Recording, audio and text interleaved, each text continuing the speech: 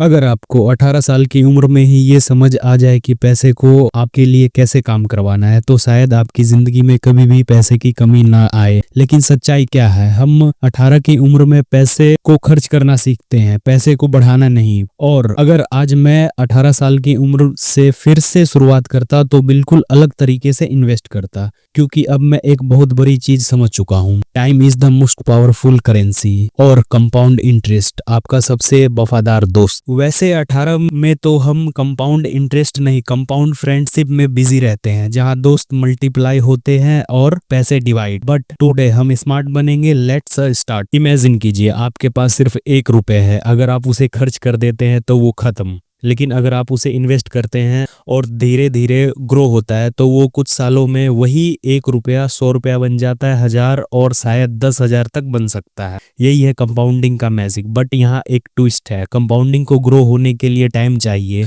और 18 की उम्र में टाइम हमारे पास सबसे ज्यादा होता है, पर हम उसे वेस्ट कर देते हैं। जब तक हम समझते हैं हम 25, 30, 35 की उम्र में पहुंच जाते हैं, जहां जिम्मेदारियां बढ़ चुकी होती है, इनकम फिक्स्ड होती है और रिस्क लेने की कैपेसिटी कम। इसलिए अगर मैं 18 में वापस जा पाता तो पहला लेसन यही सीखता, start early even if you start small. अब बात करते हैं प्रैक्टिकल स्टेप्स की, जो मैं 18 की उम्र में फॉलो करता हूं और जो आप आज से फॉलो कर सकते हैं। स्टेप 1, शिकायतें बंद, सिस्टम शुरू। सबसे बड़ा प्रॉब्लम ये नहीं कि हमारे पास पैसा कम है, सबसे बड़ा प्रॉब्लम ये है कि हम सिस्टमैटिकली सोचना नहीं सीखते। मैं हर महीने इनकम का 30% अलग रखता हूँ, चाहे वो 1000 हो या 10,000। 10% emergency fund, 10% long term investment, 10% skill and self growth.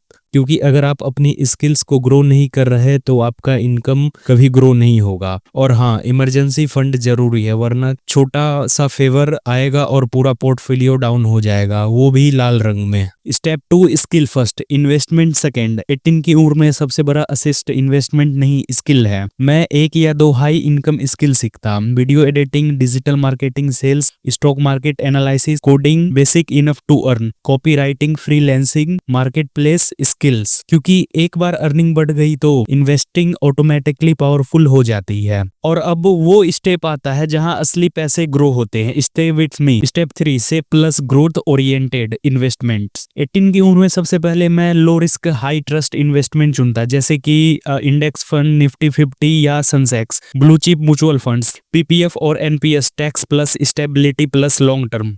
क्योंकि शुरुआत में हमारे इन्वेस्टमेंट को स्टेबल ग्रोथ चाहिए, not gambling, not quick rich schemes, not hype. Stock market में पैसा तब बनता है जब आप मार्केट के साथ ग्रो होते हैं, ना कि मार्केट को हराने की कोशिश करते हैं। Step 4, understanding high risk smartly. अब जैसे जैसे एज और नॉलेज बढ़ती मैं थोड़ा इन्वेस्ट करता, sector specific ETFs, fundamentally strong companies, SIP in emerging sector like EV, green energy, AI, renewable tech. लेकिन याद रहे, नॉलेज से पहले रिस्क लेना इक्वल टू लॉस, नॉलेज के साथ रिस्क लेना इक्वल टू ग्रोथ।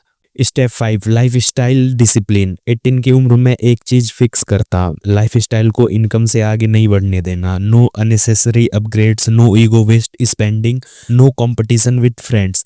क्योंकि सबसे खतरनाक चीज होती है लाइफ स्टाइल इन्फ्लेशन। आपने इसको कंट्रोल कर लिया तो आप चाहे 10,000 कमाए या 10 लाख, हमेशा फाइनेंशियली फ्री रह सकते हैं।